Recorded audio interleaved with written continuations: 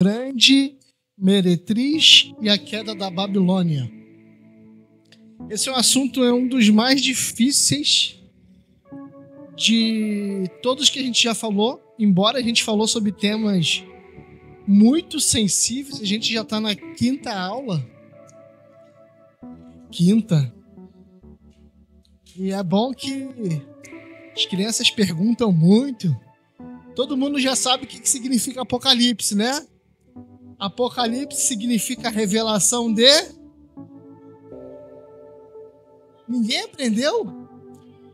Revelação de Jesus Cristo. Revelação, traseira clara. A quem? Aos escolhidos. As coisas que em breve hão de acontecer. Lá na primeira aula a gente aprendeu que existe algumas linhas de raciocínio.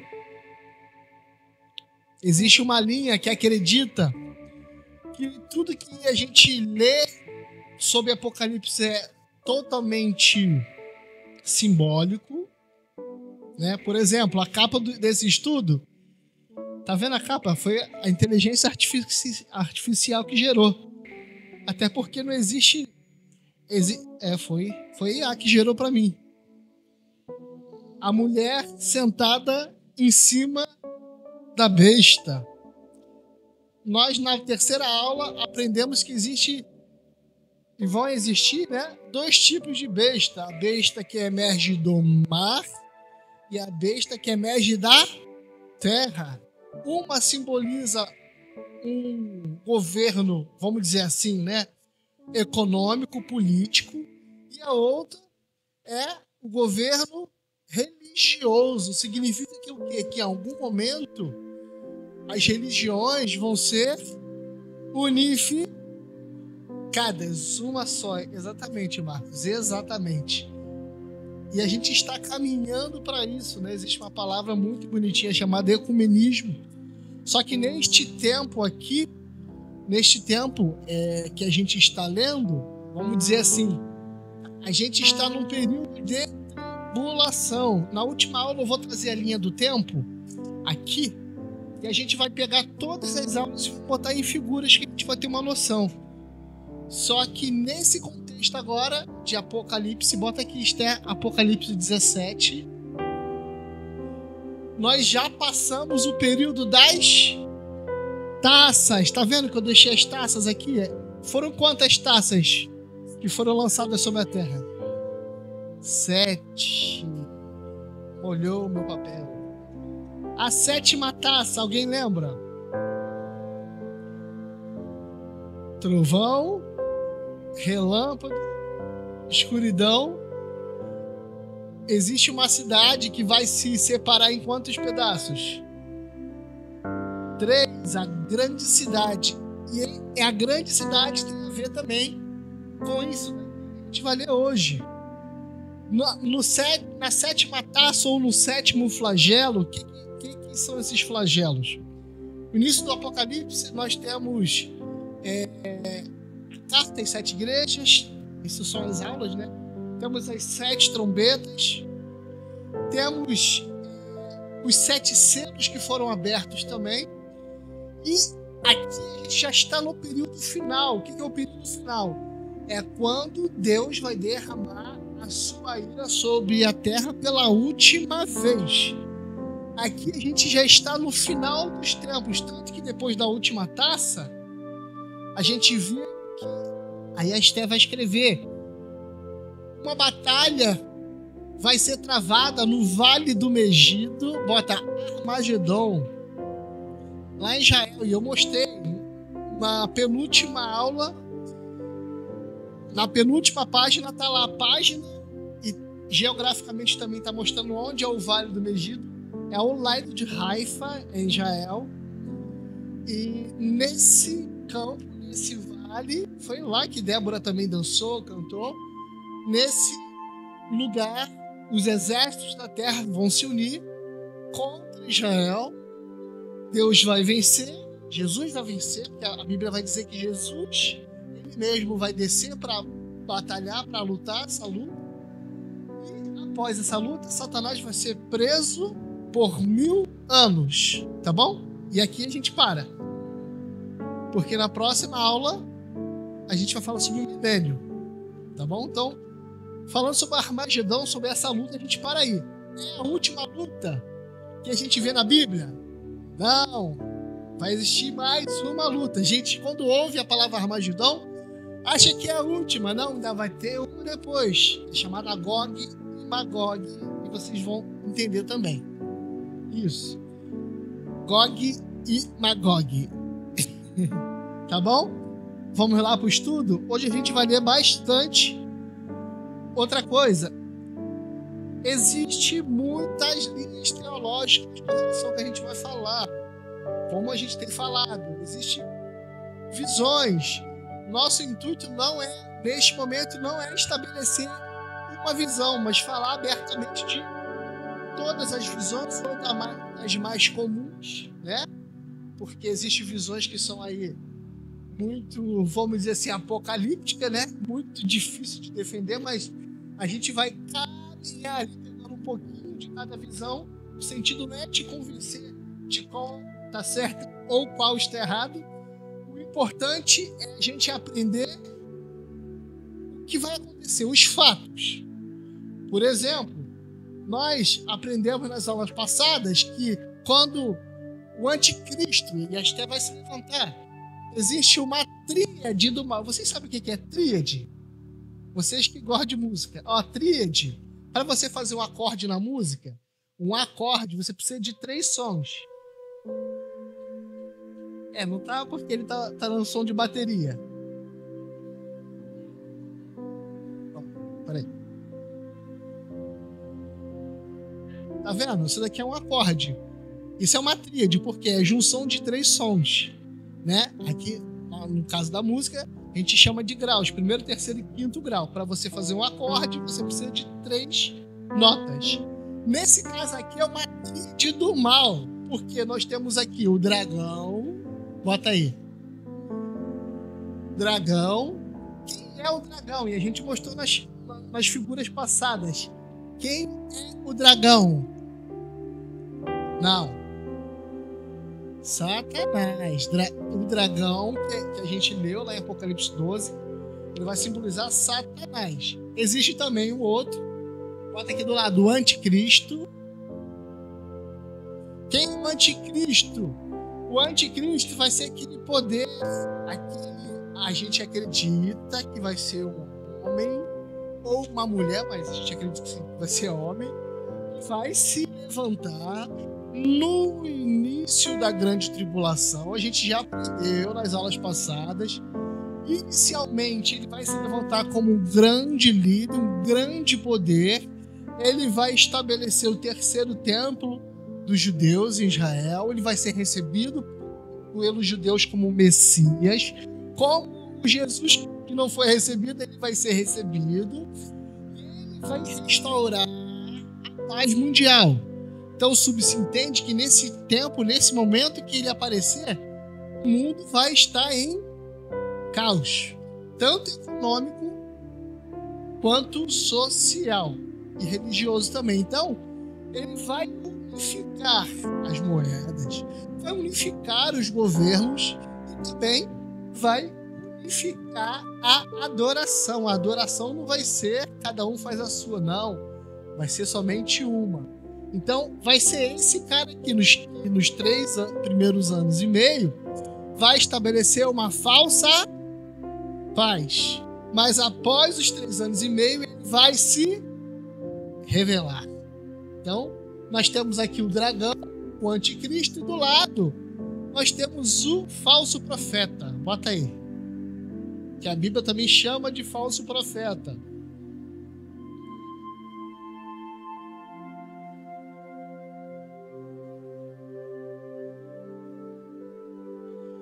O falso profeta vai ser o poder religioso que vai se levantar, também conhecido como besta do mar, tá? E o anticristo é a besta da terra. Então, esta aqui, Teté, essa não tem o tridente do diabo? é a tríade do mal, que vai se levantar nesse tempo da tribulação para afligir os que restarem ainda vamos dizer assim, né, da diáspora cristã.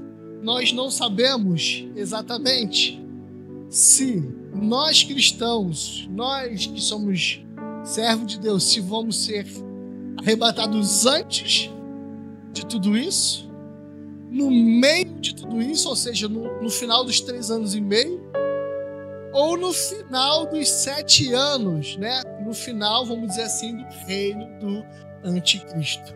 Amém? Até aqui tranquilo? A gente vai precisar ler um pouquinho, tá? A Bíblia. Talvez eu não leia todo o capítulo, mas eu vou ler boa parte dela. Apocalipse 17 vai falar sobre a descrição da grande meretriz. Crianças, vocês sabem o que é meretriz? Eu vou falar a linguagem deles. Meretriz é a do Job. Meretriz é a do Job. Sabe o que é do Job? Sabe, Carlinhos? Vocês não entenderam, não, mas eles entenderam. Eles estão sabendo mais que a gente aí. Tá? E a Esté fica sem entender mesmo.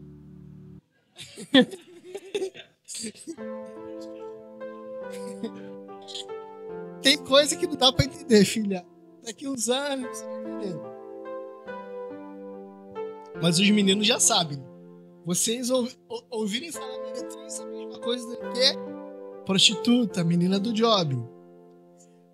Não significa que isso é uma pessoa no literal, tá bom, gente? É uma descrição, tá bom? Pode ser um poder, pode ser várias coisas, tá bom? Vamos lá, Apocalipse 17 diz assim: veio um dos 7 anjos que tem as 7 taças. Lembra que essas 7 taças foram derramadas por 7 anjos. Então um desses daqui foi de encontro ao apóstolo. Quem escreveu o Apocalipse, João? Apóstolo Paulo. João escreveu o Apocalipse em qual ilha? Na ilha de... Tá menos pior. Veio um dos 7 anjos que tem as 7 taças e falou comigo. No caso, esse comigo é João. Dizendo: vem mostrar-te o julgamento da grande meretriz que se acha sentado sobre muitas águas, com que se prostituíram os reis da terra e com o vinho da sua devassidão. Foi que se bebedaram os que habitam na terra. Transportou-me um anjo em espírito a um deserto e vi uma mulher montada numa besta escarlate, é a capa do estudo, repleta de nomes de blasfêmia, com 7 cabeças e 10 chifres. Achava essa mulher vestida de púrpura e escarlata, adornada de ouro, de pedras preciosas e de pérolas, tendo na mão um cálice de ouro transbordante de abominações e com imundícia da sua prostituição. Na sua fronte achava-se escrito um nome e um mistério: Babilônia, a grande mãe das meretrizes e das abominações da terra. Versículo 6. Então vi a mulher embriagada com o sangue dos santos e com o sangue das testemunhas de Jesus. E quando vi, admirei com grande espanto. Versículo 7. O anjo, porém, me disse: por que te admiraste? Dir-te-ei o mistério da mulher e da besta que tem as 7 cabeças e os 10 chifres que levam a mulher. Vamos parar aqui? Esse contexto aqui é um contexto bem interessante. Por quê? Essa mulher, lembra no estudo de Apocalipse 12? Apocalipse 12 diz que viu uma mulher no deserto vestida com o sol e com as estrelas nos seus pés, e essa mulher gerou um filho que foi arrebatado ao céu. E essa mulher se achou no deserto sendo perseguida pelo dragão. Apocalipse 12. A gente subentende através dos estudos, dos levantamentos, que essa mulher, ela significa o povo de Israel. Esse estudo é baseado nessa linha de raciocínio, mas eu vou falar uma outra linha de raciocínio. Inicialmente, essa mulher foi perseguida, foi para o deserto, gerou um filho, esse filho foi perseguido, esse filho foi Jesus. Jesus, quando nasceu, não foi perseguido por Herodes? Teve aquela matança dos meninos. Moisés também, né? Quando nasceu também, houve matança. Muito sangue inocente foi derramado naquelas terras. Só que aqui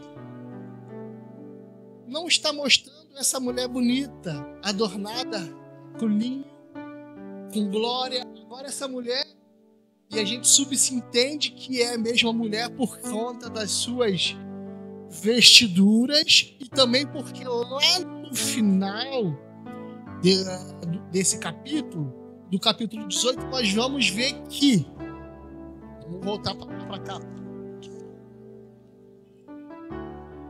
esta mulher que está vestida na besta vai ser, vamos dizer assim, aniquilada pela besta, devorada pela besta. Então essa besta que está sendo, vamos dizer assim, né, que está sendo montada pela mulher, no final dos tempos ela volta e detona a mulher.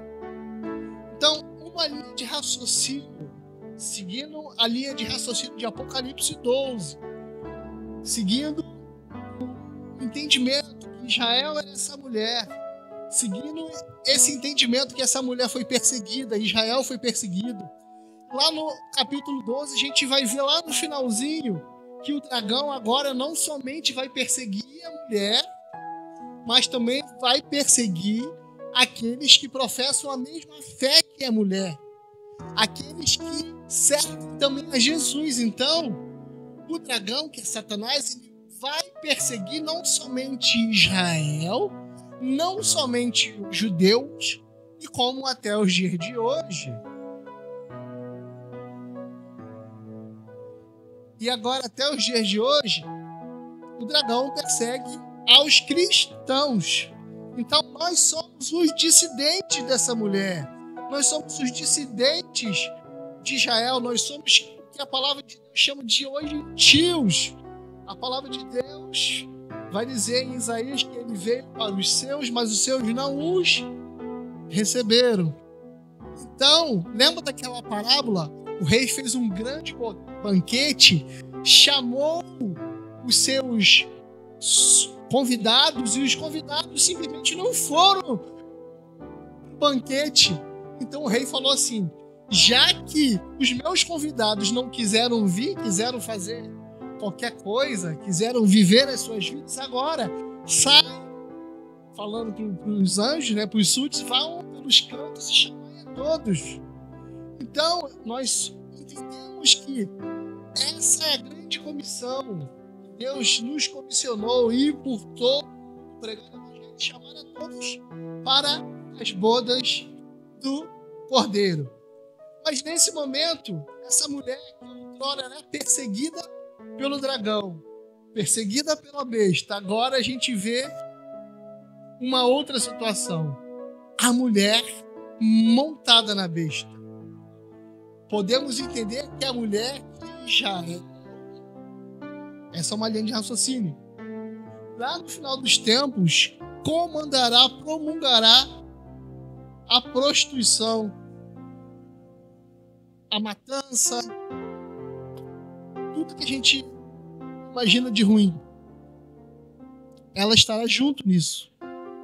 Se a gente observar alguns textos, Deus sempre coloca para o povo de Israel a bênção e a maldição.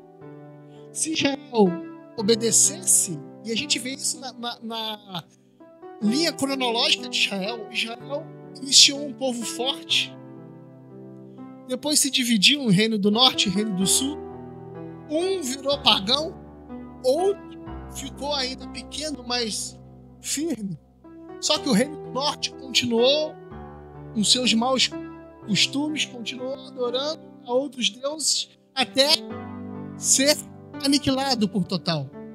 E hoje o que conhecemos são os dissidentes do Reino do Sul, da tribo de Benjamim e Judá. Então, o Reino do Norte, aqueles desobedientes do povo judeu não existem mais, vamos dizer assim. Só sobrou um pouquinho dos remanescentes, tanto que já é uma das menores nações no mundo. Só que, mesmo pequena, ela é uma das maiores. Maior em tecnologia, maior em agricultura. Tudo que eles fazem, até a luta deles, é uma das melhores do mundo. Tudo que eles fazem é fora de série. Não é? Poder bélico. Medicina. Eles criaram, eu acho que há um ano atrás, com uma vamos dizer assim, uma célula. Para estar sentar? Vamos dizer assim, para as crianças entenderem melhor. Um pedacinho de carne. Eles criaram vários quilos de carne através de uma impressora 3D. Carne orgânica, mas com o mesmo sabor da bovina. Criaram um coração artificial a partir de uma impressora 3D. Já está lá. Então, é um povo diferente. Só que também é um povo desobediente. Nós temos visto esses últimos acontecimentos do Hamas devolvendo alguns corpos. Vocês lembram do contexto? Eles estavam numa rave. O povo escolhido estava numa rave. Se embebedando, se prostituindo, fazendo tudo que é contrário. Sim, mas boa parte deles estavam livres. E assim, infelizmente, um povo vai pagar. Sim. O problema, a questão de tudo, porque eles têm dias que são para eles separados. Aquele dia, por exemplo, a partir de sexta-feira, o Jefferson me disse que a partir de, acho que 9 horas, 8 horas, até o domingo, 8 ou 9 horas, é santo. Eles não fazem nada. Eles deixam tudo preparado. Para mesmo, só serviços essenciais, né? O famoso sabá. Eles descansam. Nós tentamos fazer isso no domingo, né? Para nosso entendimento hoje, culturalmente, nós conseguimos fazer aqui no domingo, que é o domingo que a gente separa para buscar a Deus, a gente faz a nossa EBD de manhã, a gente vem um pouquinho mais cedo de tarde, é o dia que a gente separa para dedicar a Deus, para não fazer muitas coisas. Eu falo por experiência própria, toda vez que eu tento fazer outras coisas, nesse dia, sempre dá problema. Não sai do jeito que eu quero, carro quebra, sempre acontece alguma coisa na nossa desobediência. Mas aqui, voltando para esse texto, a gente está numa situação muito complicada. Lá no versículo, deixa eu ver assim, 6, João vai dizer que então vi a mulher embriagada com o sangue dos santos e o sangue das testemunhas de Jesus, e quando a vi, admirei com grande espanto. Vamos lá. Aqui nós já estamos lá na frente, do meio para o final da visão de João. João já tinha visto os 4 seres viventes, boi, um semelhante à águia, outro semelhante ao cordeiro, outro semelhante a anjo com 7 asas, pés resplandecentes, latão. Já tinha visto milhares de anjos, já tinha visto as taças, as trombetas, já tinha visto os selos, já tinha visto praticamente o fim do mundo. Mas uma coisa fez ele se admirar: a mulher. Segundo um entendimento de uma turma teológica, vamos dizer assim, acredita-se que João se espantou porque ele viu a mesma mulher que foi perseguida pela besta em Apocalipse 12, agora montada em cima da besta, se deleitando dos prazeres do mundo. Então, João se admirou, e o anjo fala assim para ele: por que você se admirou? Você já viu tanta coisa, está admirado com isso? Então, É complicado a gente falar sobre algumas coisas, mas segundo uma linha de raciocínio, acredita que essa mulher aqui é a mulher de Apocalipse 12, é Israel, e essa grande meretriz se aplica a Jerusalém.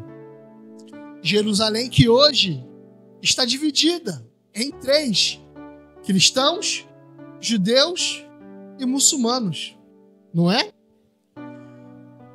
Um templo dividido em 3, um pedaço do que sobrou do templo, né, que é o famoso Muro das Lamentações, dividido para 3 religiões. É o que existe hoje. Mas quando a gente vai para a 7ª taça, a gente vê que a grande cidade, se dividiu em 3. Então, se entende que pode ser Jerusalém. Não estou afirmando. Uma outra corrente acredita que essa grande meretriz é o poder religioso. Esse poder religioso, vamos dizer assim, né, a unificação das religiões, que vai ser a grande meretriz. E também vai ser a grande Babilônia. O que é Babilônia? Babilônia foi aquele império. Lembra de Daniel? Da história de Daniel? Aquele império que, vamos dizer assim, né, saqueou o povo de Israel, que levou cativo, que pegou a Daniel, a Sadraque, Mesaque e Abednego e transformou eles em, vamos dizer assim, consultores, magos dos reis, adivinhadores do rei naquela época, nesse primeiro reinado de Nabucodonosor, certo? Inclusive o livro de Daniel, ele fala muita coisa interessante, mas a gente não tem tempo para falar sobre tudo isso. Então acredita-se também que essa grande meretriz... Minha boca tá seca? Acredita também que essa grande meretriz pode ser um sistema religioso.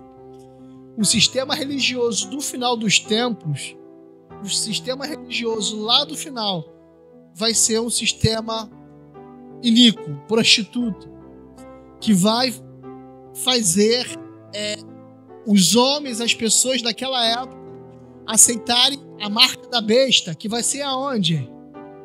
Onde a gente viu? Na fronte ou direito? Rosto?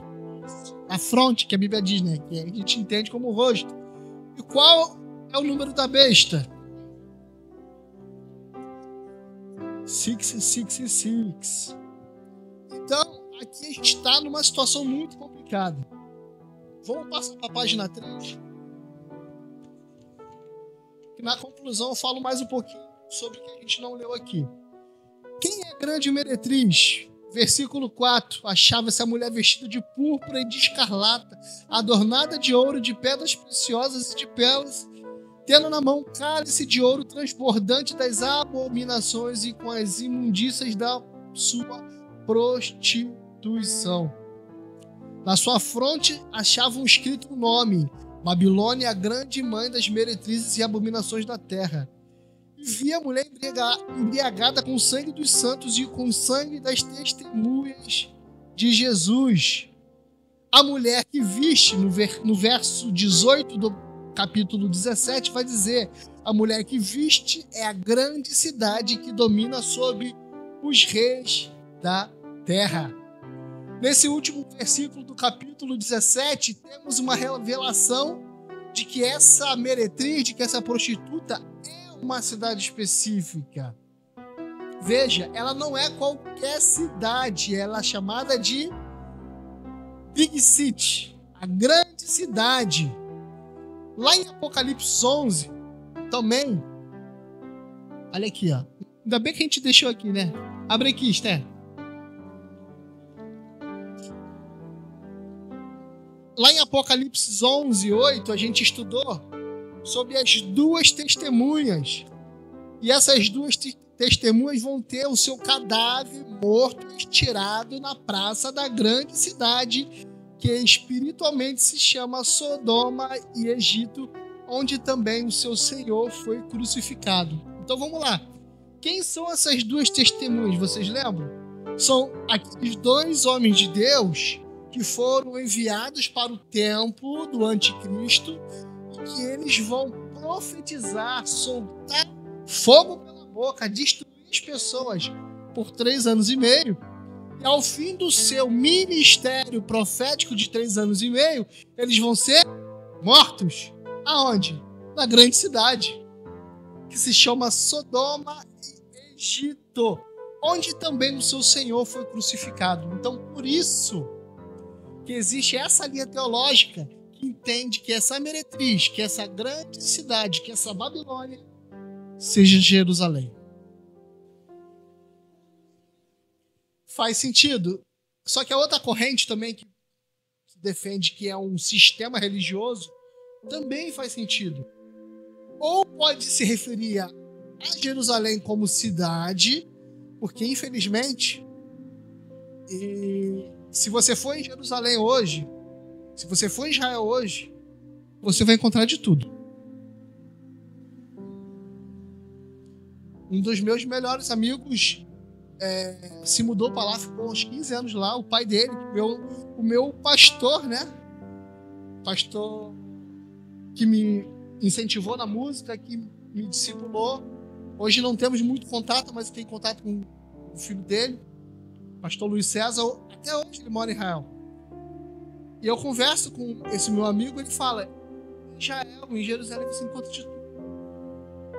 Você encontra do job, você encontra vários tipos de adoração, você encontra drogas, você encontra rei, você encontra de tudo. Era para ser assim? Por quê? Eles são um povo diferente de mim e de você. Nós não aprendemos a palavra como eles aprendem. Desde que você nasce, pelo menos os meninos e as meninas também, mas mais os meninos, mas as meninas também, até os 13 anos, você é inculcado de estudo da Torá de uma tal forma. Aos 13 anos você tem que se formar, é o Bar Mitzvah, e você tem que fazer um resumo da Torá, um resumo do Pentateuco, você tem que saber. E eles fazem isso, todos eles fazem. Só que eles fazem somente o ritual religioso. Eles estudam a palavra, mas eles não vivem a palavra. Infelizmente, muitos, quando crescem, se desviam. E esse meu amigo que é judeu, sua família, está desviada. Como muitos outros que eu conheço, também estão desviados. Então, essa linha teológica defende que essa meretriz simboliza a Jerusalém por conta das duas testemunhas e também por conta dessa indicação da onde o seu Senhor foi crucificado. Amém? Tem muita coisa para desenhar hoje, né? Mas a gente vai chegar lá. Página 4. Se fala sobre as duas testemunhas, a gente já falou, tá? Existe uma outra linha teológica, não dá para ler tudo aqui, mas acredita-se também que essa grande meretriz pode se referir a Roma, ao Vaticano. É um pouco mais, vamos dizer assim, difícil de defender essa linhagem de pensamento, mas existe uma linha teológica também que acredita que a grande meretriz, que a grande Babilônia, vai ser tanto esse sistema religioso, mas concentrado no Vaticano. Tá bom? Pode ser?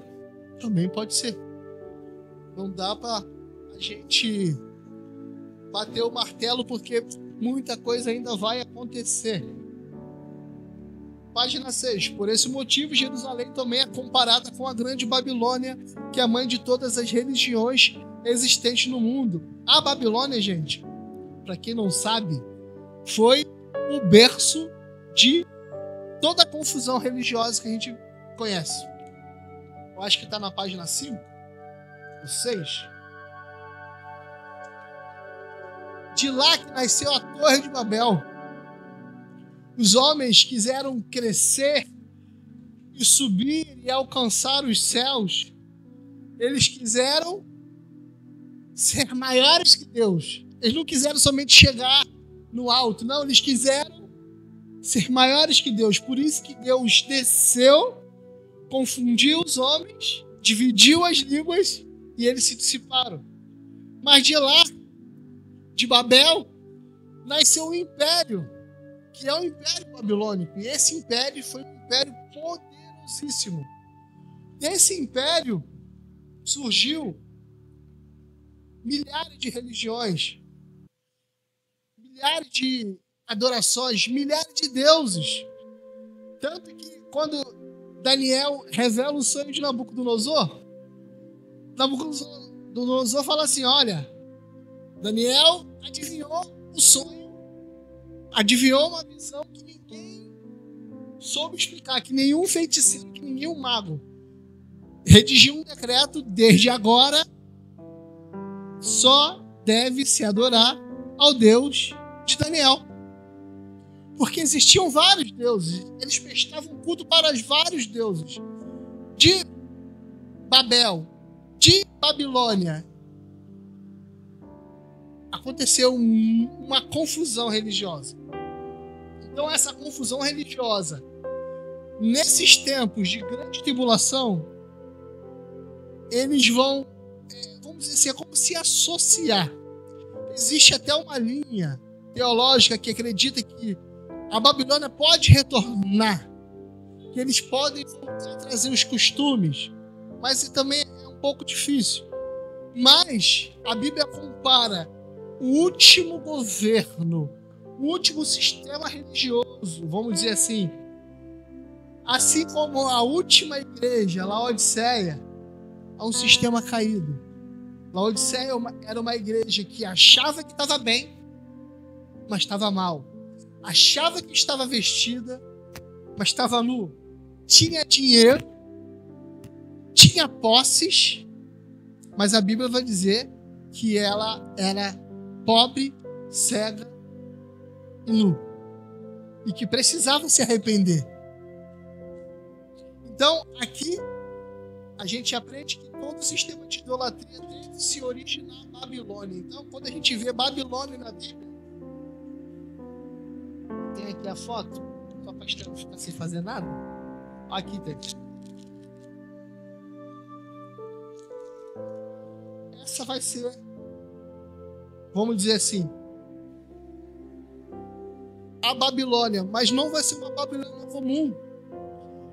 Também no reino do anticristo, no reino do falso profeta, é como se eles ressuscitassem a Babilônia no tempo que eles estiverem reinando na terra.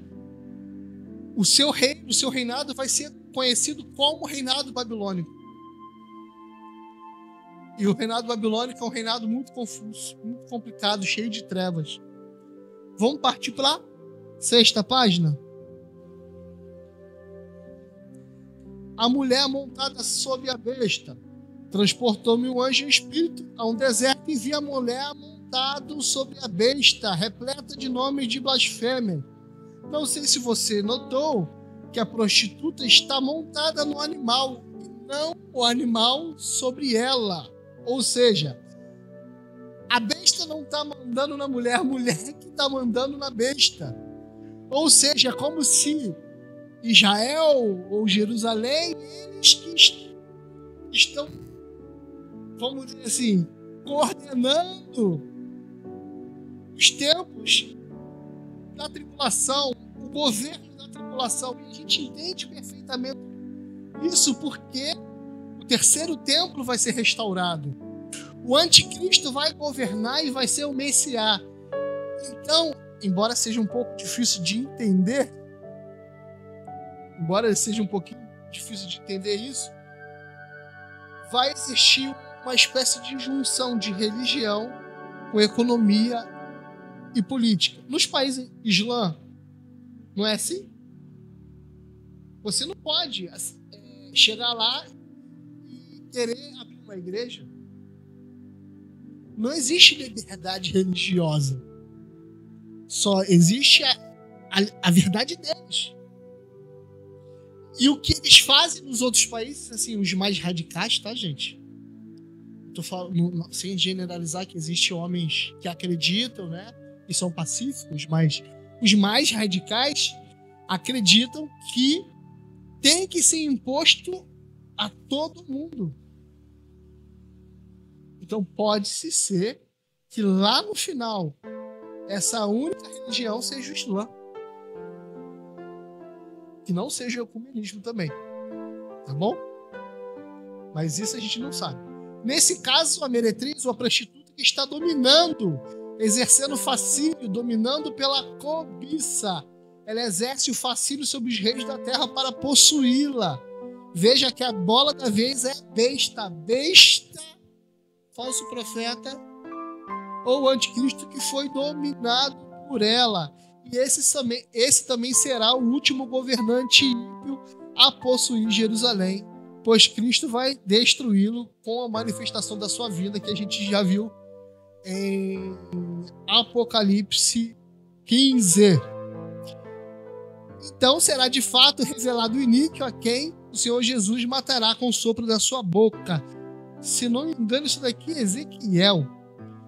Seguindo aqui na página 7, na segunda parte. Seguindo com a interpretação, vamos para o versículo 6 do capítulo 17. Então vinha a mulher embriagada com o sangue dos santos e com o sangue das testemunhas de Jesus. E admirei. E historicamente, Jerusalém e Roma também, tá, gente? Jerusalém e Roma foram cidades conhecidas pelo grande martírio de cristão. Muitos servos de Deus morreram. Muito. Uns pelo Império Romano, outros pelos judeus, que não acreditavam que Jesus era o Messias. Então, você lembra de Paulo? João falou, o apóstolo Paulo. Antes de ser apóstolo Paulo, ele era um judeu, perseguidor de cristãos. E a Bíblia vai dizer que ele teve sangue nas mãos. Talvez seja o espinho na carne que ele teve. Então, ele se converteu e virou apóstolo Paulo. Então, tem sangue inocente, sangue de judeu, sangue das testemunhas de Jesus. Sim, tem sangue lá. E como a gente leu nas taças e nos selos, o sangue inocente será vingado e clama. Lembra quando a gente viu aquela taça cheia de ouro que subia aos céus como incenso? O sangue inocente clamando dos altos céus. Aí, Matanabel.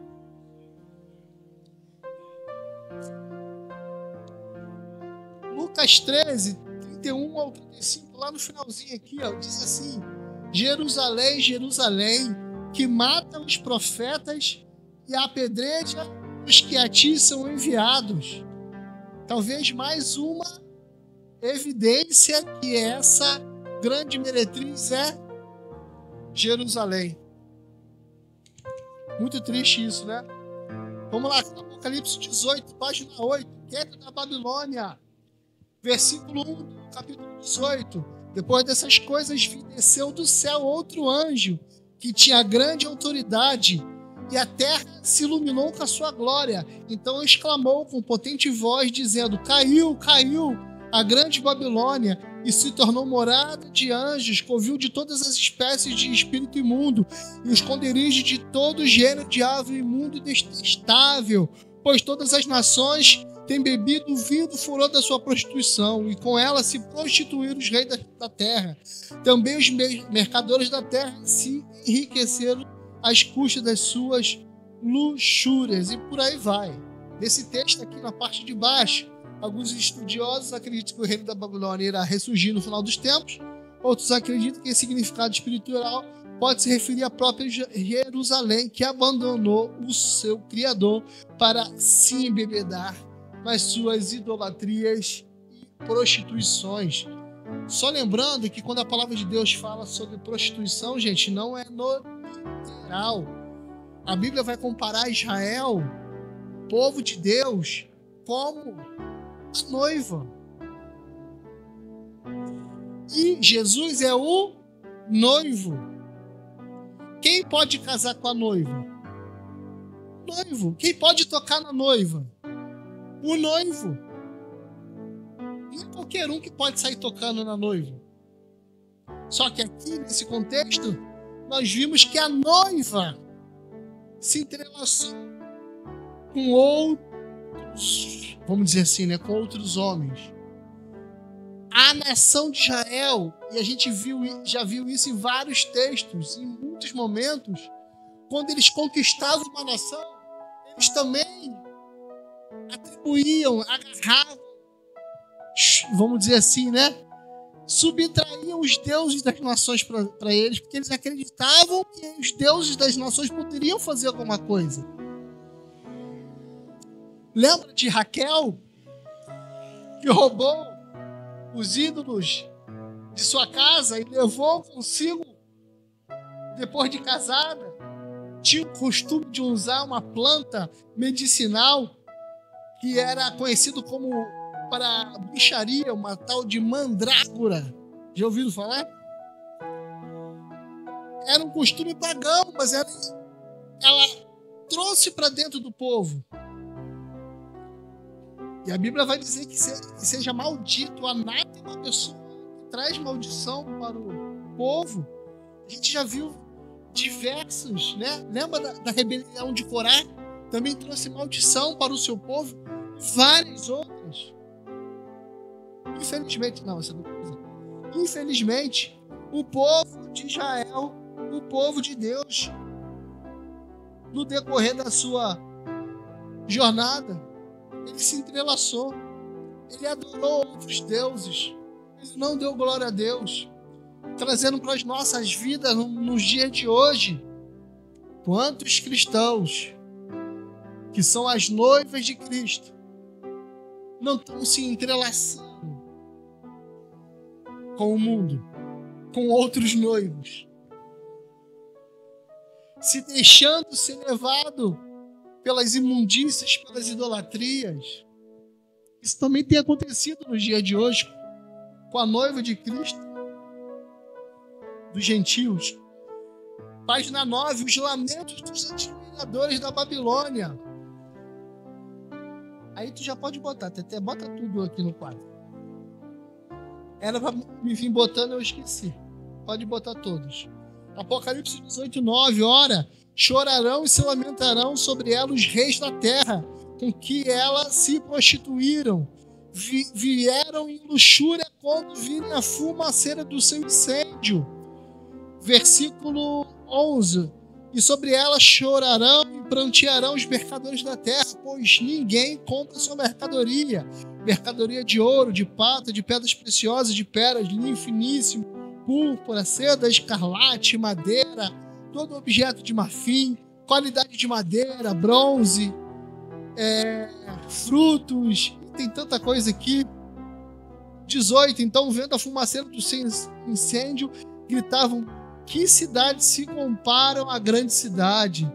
Lançaram o pó sobre a cabeça e prantearam. Aqui, a gente está vendo a grande cidade, que pode ser Jerusalém, que pode ser Roma, ou pode ser esse sistema religioso caindo.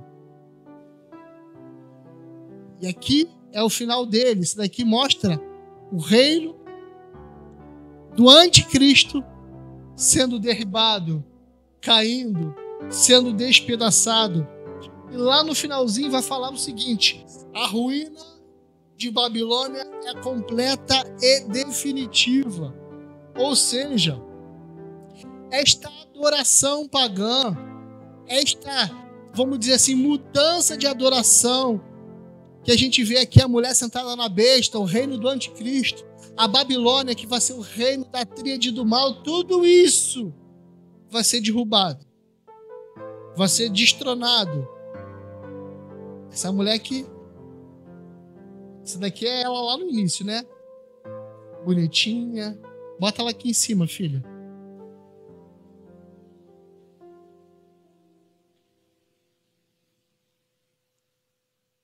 No início.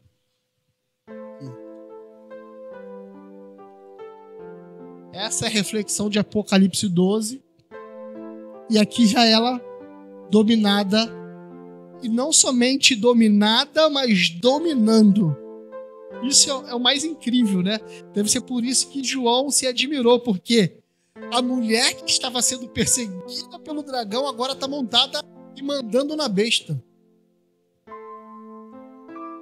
E o anticristo, quando a gente pega para estudar um pouquinho mais a fundo, que também é conhecido como chifre pequeno, tá? Daniel 7, chifre pequeno que vai crescendo. O reino do anticristo vai começar pequenininho, depois ele vai, né, tomar proporções assim estratosféricas, tanto que ele vai ser o líder mundial.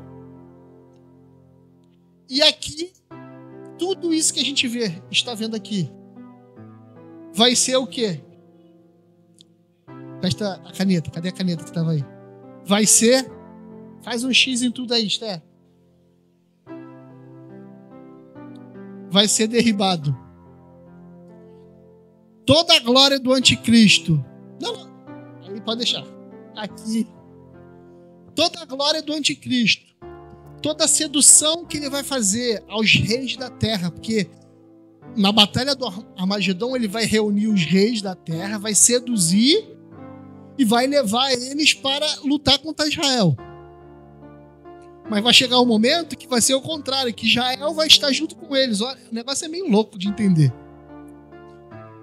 E a gente não sabe exatamente o que vai acontecer, mas os sinais vão apontar e a gente vai conseguir entender. Mas no final de tudo isso, anticristo, a Babilônia que ele vai trazer de volta, né, que é prostituição a nível mundial e unificado, a besta, todas elas vão ser lançadas, bota aí grandão, Esther, lago de fogo. Lago de fogo. Pode botar aqui.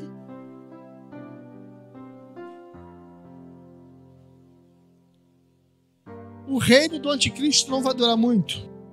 Vai ser intenso, vai ser poderoso, vai ser a nível mundial, mas vai durar pouco. O seu império babilônico, sedutor, vai ser rápido, vai ser pouco. A mulher montada na besta, talvez sendo um dos símbolos mais macabros, porque a mulher simbolizava luz, vida, e agora ela está envolvida nas piores coisas do mundo. Lá no final do capítulo 18, vocês leem em casa, essa mulher vai ser morta pela besta. Ou seja, subentende-se que o povo de Israel, os dissidentes de Israel, que não subirem, que não aceitarem Jesus, que forem teimosos, vão ser traídos pela besta.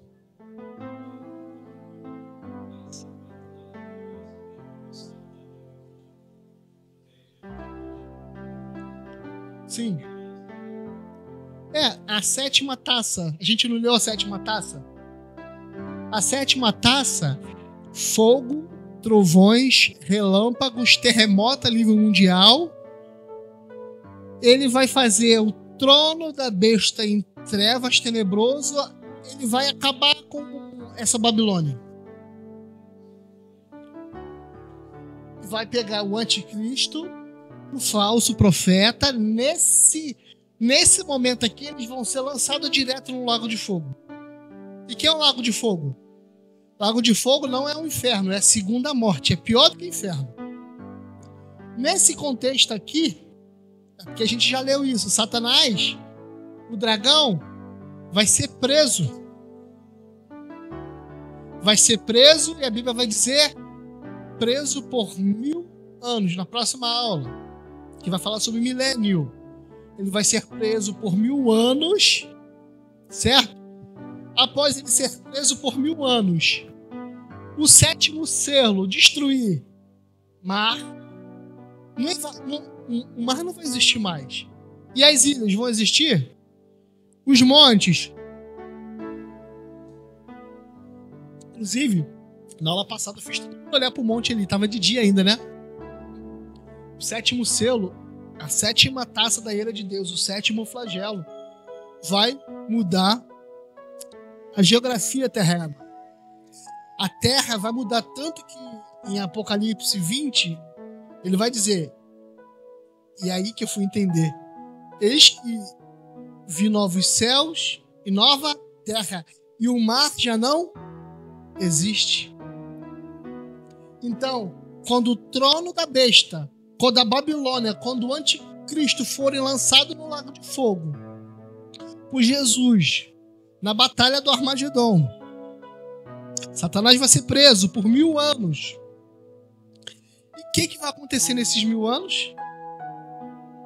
A Bíblia vai dizer que Jesus vai voltar para esta terra e vai restaurar todas as coisas.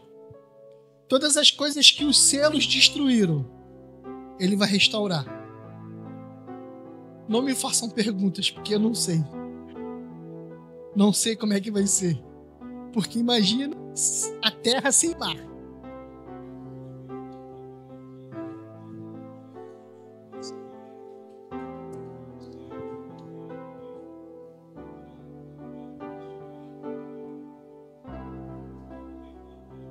Guarda aí pra próxima. Guarda essa daí pra próxima. Pra próxima. Falar. A gente... Se a gente ficar aqui, a gente vai ficar quantos anos nessa terra? Qual terra? Daqui?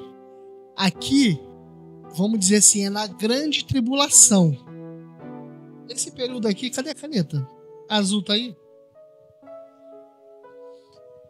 Vamos meio que desenhar uma linha cronológica aqui.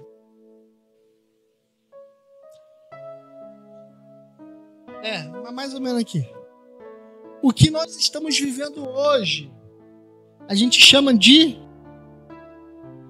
princípio das dores.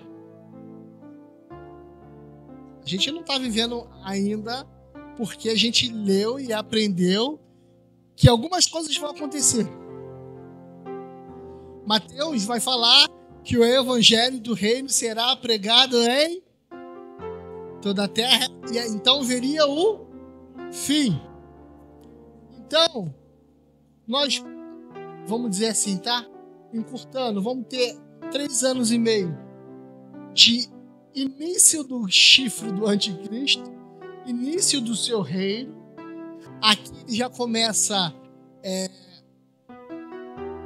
o mundo vai estar em guerra, o mundo vai estar vamos dizer assim, faltando comida, vai ter fome, porque os selos, porque as trombetas de Deus foram lançadas, então vai começar a ficar difícil, então ele vai começar a trazer uma segurança para as pessoas vão viver achando que está tudo normal, e muitos não vão conseguir ver o que está acontecendo.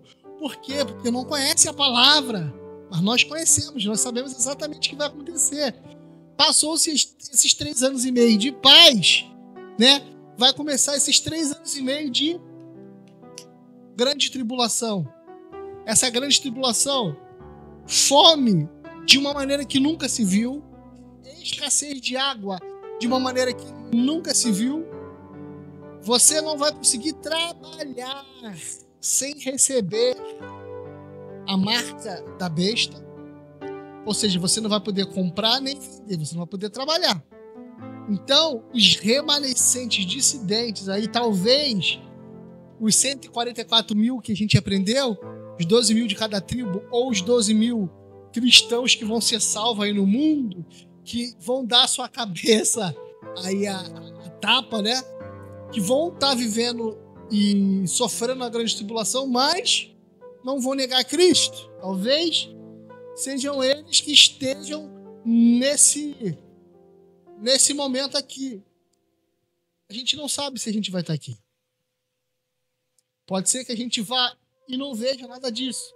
Talvez a gente vá aqui ou talvez a gente passe por tudo isso. E se nós passarmos por tudo isso, aí sim que precisamos estar juntos e unidos. Porque nesses tempos, a Bíblia vai dizer que os homens vão trair-se uns aos outros. Por quê? Nem todo mundo vai querer voltar a plantar, matar galinha, comer galinha, ir pro mato, porque se não dá para comer no mercado, eu vou ter que plantar. Vou ter que retornar aos primórdios. Mas muita gente não vai querer fazer isso. E a Bíblia vai dizer, e no filme de Apocalipse da Record também diz, né? Muitos vão trair uns aos outros. Vai ter um grupo, eles vão aceitar a marca, e a Bíblia vai ser tão enfática, quando a pessoa aceita a marca, vai aceitar também o nome. O nome da besta também vai estar na pessoa. Assim como o nome do Senhor estão nesses 144 mil, o nome da besta vai estar nas pessoas que foram marcadas. E com certeza elas serão outras pessoas, porque o coração delas vai estar longe. Provavelmente a igreja já vai ter subido e o Espírito Santo de Deus já saiu da terra. Se hoje, com o Espírito Santo estando aqui na terra, as pessoas não querem se dobrar, imagine se o Espírito Santo de Deus for tirado da terra. E ele vai ser tirado. O que vai acontecer? Muitos vão se entregar mesmo à besta. E engraçado, a gente viu depois das taças, depois dos selos, e uma das taças, os homens foram queimados pelo sol, a quinta taça, e mesmo assim, eles... Vocês estão falando negócio do jogo? Quanto está o jogo? Não deram glórias a Deus. E ainda mais, blasfemaram contra Deus. Terrível, né?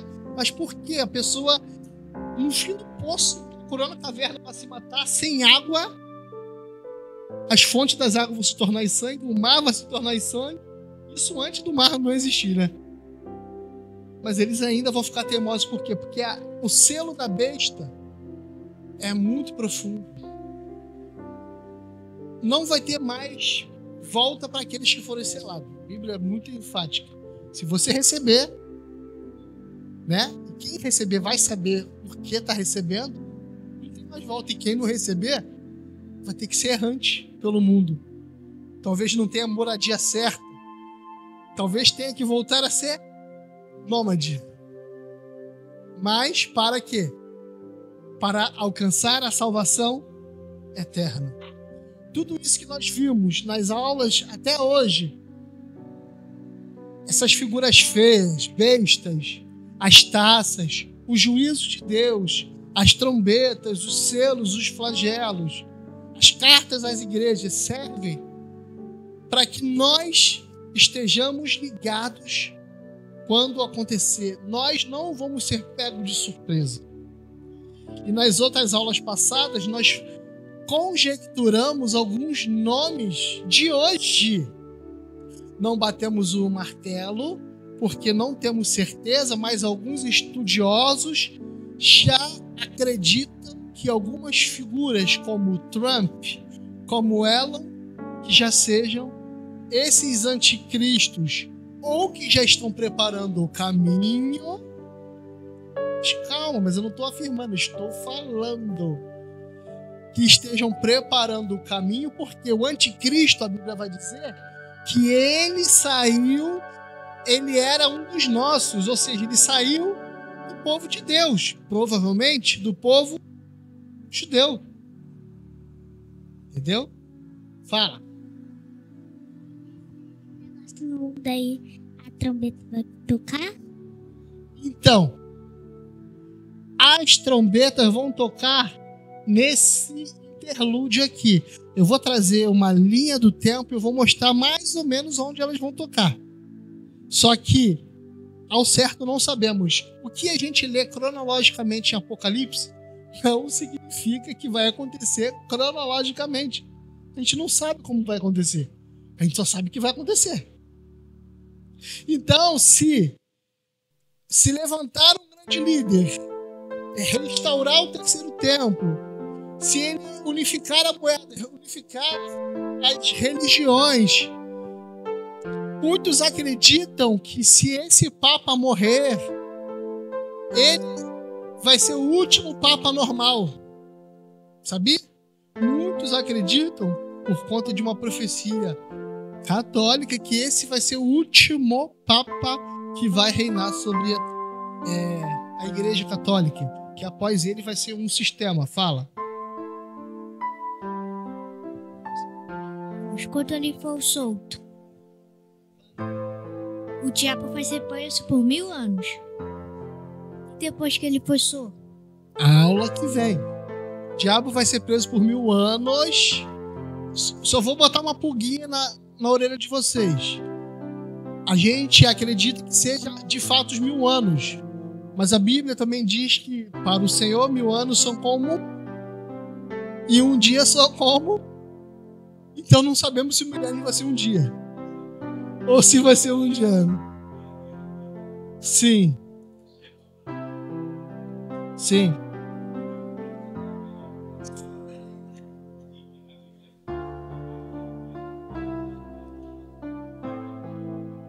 Sim, mas tem muitas outras coisas. Por exemplo, o templo não foi restaurado. E a gente leu que ele seria... Sim, mas ainda não foi. Não foi. Não, nem começou. O que existe, o que já estão prontos, são os utensílios para o terceiro templo. O templo não. Sabe quanto templo, em média, os estudiosos acreditam que levam para esse terceiro templo ser construído? Muito maior do que o templo passado? 42 meses, 3 anos e meio. Vai ser tudo encaixado. Não vai ter como nós que lemos da palavra de Deus, mesmo com várias linhas teológicas. Não, o templo, quando for, um exemplo, o templo de Salomão lá, da Igreja Universal, não está lá? A gente não consegue ver? A gente não consegue, está lá. O terceiro templo, quando for construído, vai ser a 11ª maravilha do mundo, vamos dizer assim. Vai ser uma coisa suntuosa e vai ser um reino, um local de adoração não somente para judeus, tá? Acredita-se que o Islã também vai adorar no mesmo lugar, por isso que vão se unir, vão se unificar as religiões. Tá bom? Então, falando sobre Satanás, respondi, Pedro?